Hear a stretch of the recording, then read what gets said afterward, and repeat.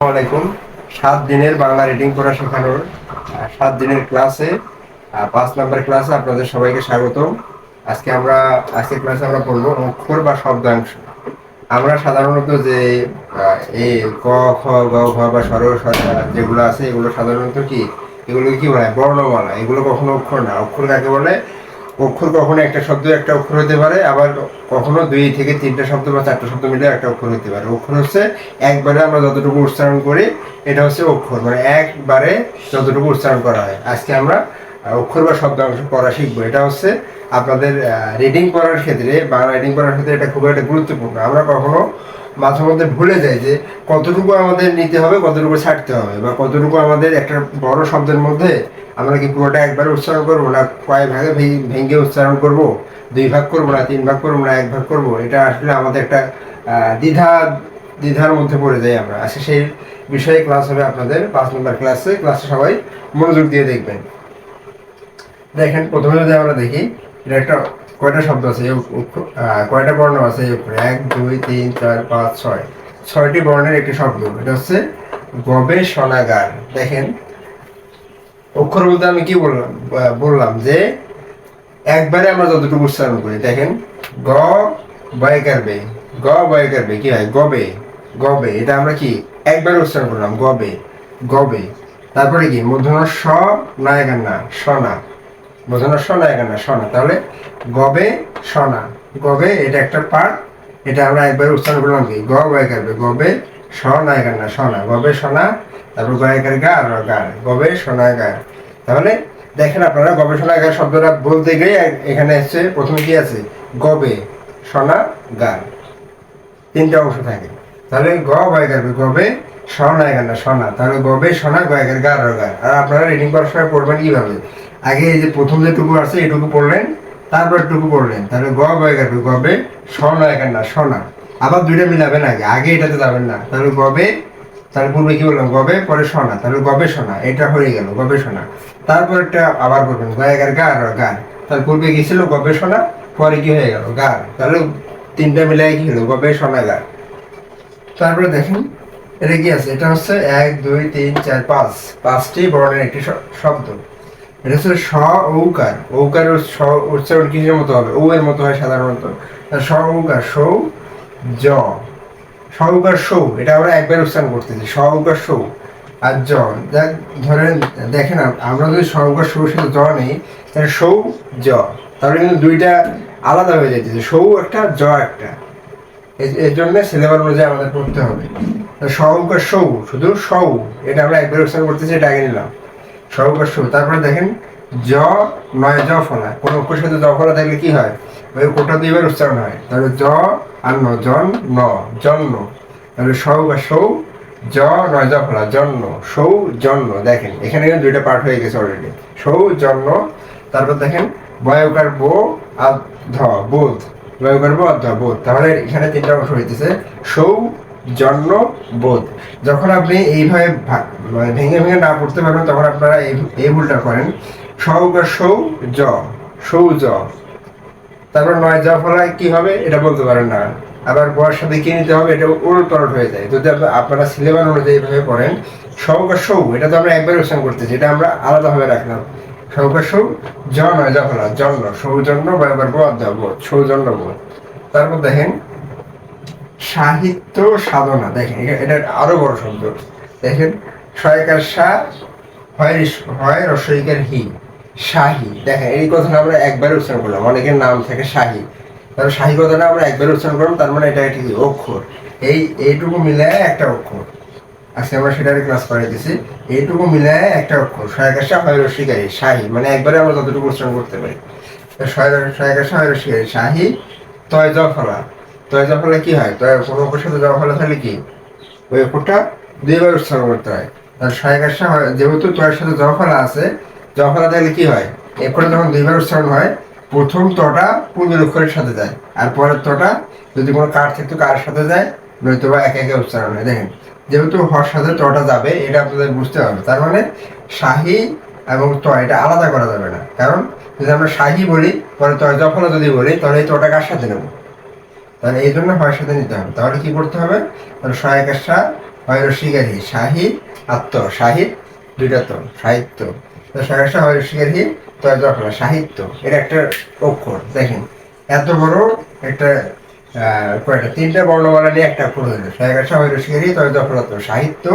তারপর দেখেন সহায়কার সা ধ, সাধন নায়িকার না, সাধনা। তাহলে সাহিত্য সাধনা, এটাতে কিন্তু দুইটা অক্ষর আছে, এটা হচ্ছে সাহিত্য, একটা সাধনা। এইভাবে আপনাদের ভেঙে ভেঙে পড়তে হবে। এটাকে আবার 4 ভাগ করলে 3 ভাগ করে পড়লে আপনাদের ঝামেলা হয়ে যাবে, মানে পড়তে ভুল হবে তখন। তারপর দেখেন চরিত্র গঠন, দেখেন চ রসিয়ারি চরি, এটা কিন্তু তয়রফলা, তয়রফলা এবং এর মধ্যে পার্থক্য কি, যখন এ হবে এর উপরে কোনো এই মাত্রা থাকবে না, যখন এর উপরে মাত্রা আসবে তখন ওটা কি হবে, তয়রফলা। তাহলে তয়রফলা কি হয়, ত্র। তাহলে চ রসিয়ারি চরি তয়রফলা ত্র, চরিত্র গ ঠ ন, গঠন, চরিত্র গঠন। তারপর দেখেন নৈতিকতা, ন ঐকার নৈ, তৈরসিকাতি নৈতিক, কথা। তাহলে দেখেন নৈতিকতা, নৈতিকতার মধ্যে কয়টা অক্ষর পাইলে আমরা, একটা হচ্ছে নৈতিক, একটা হচ্ছে কি কথা। তাহলে নৈকার নৈ তৈরসিকাতি নৈতিক, কথা, তাহলে নৈতিকতা। তাহলে এখানে দুইটা সিলেবল, মানে দুইটা অক্ষর, এটাকে ইংলিশে বলা হয় সিলেবল। কারণ নৈতিক একটা, কথা একটা। তাহলে এটাকে আমরা কয় ভাগে করবো, 2 ভাগে করবো। দেখেন এখানে এত বড় শব্দ কোনটা মাত্র 2 ভাগ হয়েছে, আবার এই শব্দটা 3 ভাগ হয়েছে, এই শব্দটা 3 ভাগ হয়েছে, এটা আবার 2 ভাগ হয়েছে। এইভাবে আপনাদের সিলেবাস অনুযায়ী শিখতে হবে। তারপর দেখেন এখানে কি আছে, নবরায়ণ। দেখেন ন আর গ কি হয়, নব রয়াকার রা অবশ্য অ আদন্ত না, রায়ণ, নবরায়ণ। তাহলে এটাতে কয়টা সিলেবাস পাই যাবো আপনারা, আমরা দুইটা, এটা হচ্ছে নব আর এটা হচ্ছে কি রায়ণ। তাহলে নব রায়ণ, নব কথাটা আমরা একবার উচ্চারণ করতেছি, রায়ণ কথাটাও আমরা একবার উচ্চারণ করতেছি, তাহলে দুইটা মিলে কি হলো, নবরায়ণ। তারপর দেখেন কি আছে, সমাজ কল্যাণ। দেখেন স ময়কারমা আর বর্গীয় জ, তাহলে স ময়কারমা আর বর্গীয় জ কি হয়, সমাজ, স ময়কারমা সমা আর বর্গীয় জ, সমাজ। তাহলে সমাজ কথাটা আমরা একবারই পড়তেছি, মানে একবারই উচ্চারণ করতেছি, তাহলে সমাজ থেকে একটা অক্ষর, স ময়কারমা সমাজ। আমরা যদি এইভাবে বলি সমাজ, তাহলে কিন্তু হইতেছে না। তাহলে সমাজ পুরোটা মিলে কি হয়, একটা অক্ষর। তারপর দেখেন ক লয় জ ফলা আকার,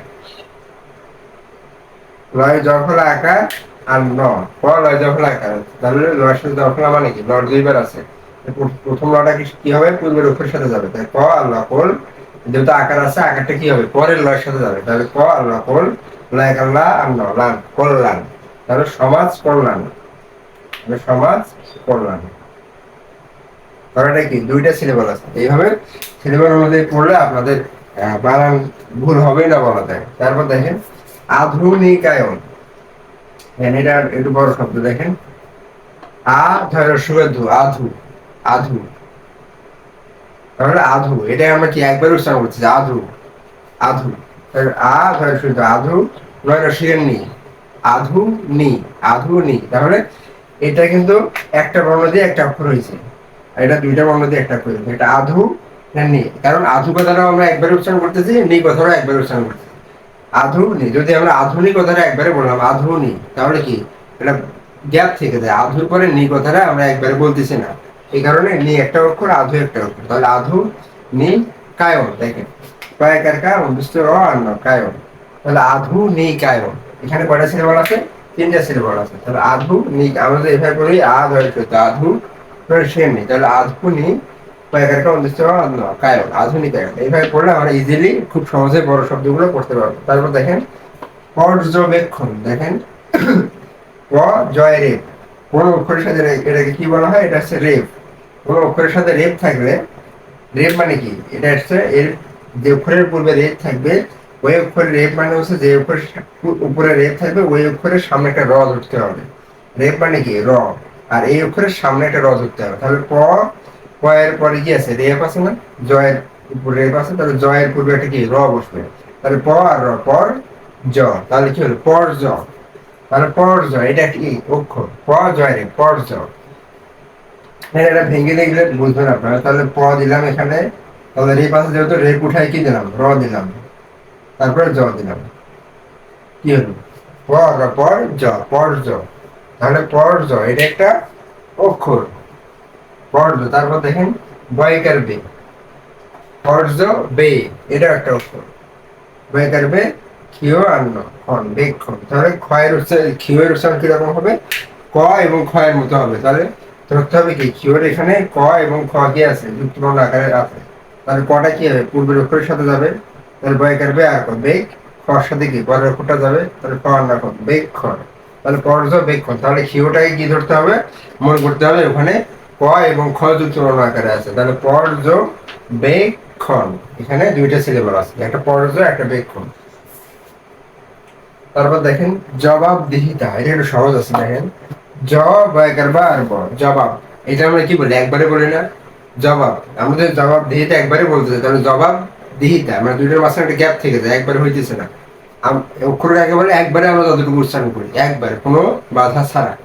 দেখেন জ বয় কারবা আর ব জবাব, তাহলে এটার মধ্যে কোনো বাধা নেই, জবাব এটা আমরা একবারে বলছি, তার মানে এটা একটা অক্ষর জ বয় কারবা আর ব জবাব, দরস্কাতি হরস্কারি দিহি তয়গাত্তা দিহিতা, তাহলে জবাব দিহি, আর দিহি কথাটা কি আমরা একবারে বলতেছি, তাহলে দিহি একটা অক্ষর, তা একটা অক্ষর, তাহলে দিহি আমাদের দিহি তা বলে দিহি তা, তাহলে দুটোর মাঝখানে একটা গ্যাপ পড়ে যেতে, যেটা একবারে বলা হইতেছে, তার মানে দিহি একটা অক্ষর, তা একটা অক্ষর, তাহলে জবাব আগে পারবো জবাব দরস্কাতি হরস্কারি দিহি, তাহলে পূর্বে জবাব পরে দিহি, তারপর তয়গাত্তা জবাব দিহিতা।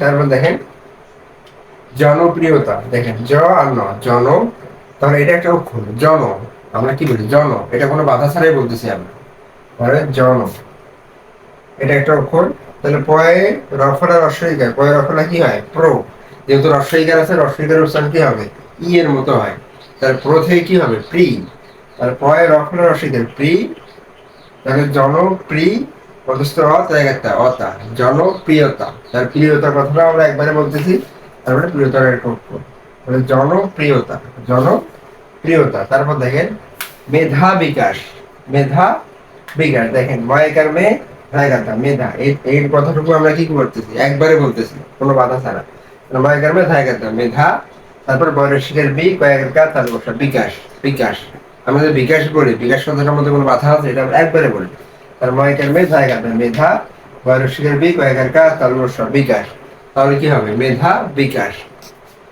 তারপর দেখেন বিচার ব্যবস্থা, দেখেন বয়স্কের বীজ জায়গা চার বিচার, বিচার কথাটা কি আমরা একবারে বলতেছি, তাহলে বয়স্কের বীজ জায়গা চার বিচার ব্যবস্থা, কোন অক্ষর সাথে জফলা থাকলে কি হয়, জফলার উচ্চারণ কি হয় এর মতো হয়, তাহলে বয় জফলা কি হবে ব্যয়, শেষে এই এ থাকবে, তাহলে বিচার ব্যবস্থা, তাহলে ব এটা কি দন্ত সহায়ক হয়, এটা যুক্তবর্ণ কি হবে দন্ত সহায়ক হয়, তাহলে ব আর দন্তের সাথে যদি প্রথম আছে যুক্তবর্ণ, তাহলে দন্ত সটা কি যাবে বর সাথে যাবে, তাহলে ব দন্ত বস ব্যবস থাকা, তাহলে পরের অক্ষরটার সাথে কি হবে আকারটা যাবে, তাহলে বড় যখন ব্যব দন্ত ছয় থাকা, তার ব্যবস্থা, তাহলে বিচার ব্যবস্থা, তো এটাতে কি পাইলাম আমরা দুইটা অক্ষর পাইলাম, এটা হচ্ছে বিচার আর এটা হচ্ছে ব্যবস্থা, বিচার ব্যবস্থা। তারপর দেখেন কল্যাণমূলক, ক লয় জফলা, তাহলে ল সাথে জফলা মানে কি, ওই লটা দুইবার আছে, এটা দেখে আমরা উদাহরণ দিয়ে, ক লয় জফলা মানে কি দুটা ল আছে, দুটা ল লিখলাম, তারপরে কি আছে জফলার কারণে দুইটা ল হলো, জফলা তো থাকবে না, তারপরে কি আকার আছে আকার দিলাম, তারপরে কি মধ্যম, এটা দেখেন তো কি হলো ক আল্লাহ কল লাইক আল্লাহ আল্লাহ করলাম, শুধু জফলা দেওয়ার কারণে একটা ল এখানে উঠে ওই লয়ের বদলে কি আসছে জফলা আসছে, তাহলে প্রথম লটা কার সাথে গেছে ক ল, প্রথম লটা কার সাথে গেছে পূর্বের লোকের সাথে ক আল্লাহ কল, পরের লয়ের সাথে আকারটা হয়েছে লয় আল্লাহ, আর পরের ল মধ্যম ল করলাম, তাহলে করলাম এটা একটা অক্ষর। তারপর দেখেন ময় দীর্ঘকার মু, ময় দীর্ঘকার কি দীর্ঘকার উচ্চারণ কি হয় উ এর মতো, ময় দীর্ঘকার মু ল আর ক মূলক, কল্যাণ মূলক, কল্যাণ মূলক, তাহলে এটাতে আমরা কয়েছি কয়টা অক্ষর পাইলাম সিলভার পাইলাম, হচ্ছে দুইটা কল্যাণ মূলক। তারপর দেখেন প্রশাসনিকতা, দেখেন প্রশাসনিকতা প্রশাসনিকতা প্রশাসনিকতা, আমরা বলতে গেলে সিলেবাস বের হয়ে আসছে, তাহলে প্রশা একটা শনি একটা কথা একটা, তাহলে আমরা কিভাবে পড়বো এটা, তাহলে পরে এখন প্রো সহায়ক আসা প্রসা, এটা আমরা একবারে বলতেছি, তার মানে এটা প্রসা শনি, তারপর স নয়ের শ্রেণী শনি প্রসা শনি কথা কথা কথা, তাহলে প্রশাসনে পূর্ব প্রশাসনিক পরে কথা প্রশাসনিক কথা, তাহলে কাছে কয়টা পাইলাম আমরা তিনটা সিলেবাস পাইলাম। তারপর দেখেন পরিবেশ বান্ধব, পরিবেশ বান্ধব ক এখানে কি পরিবেশ বান্ধব, তাহলে এটা আমরা বলতে গিয়েই কয়টা অক্ষর পাই দেখেন পরি একটা, বেশ একটা, বান্ধব একটা, পরি বেশ বান্ধব।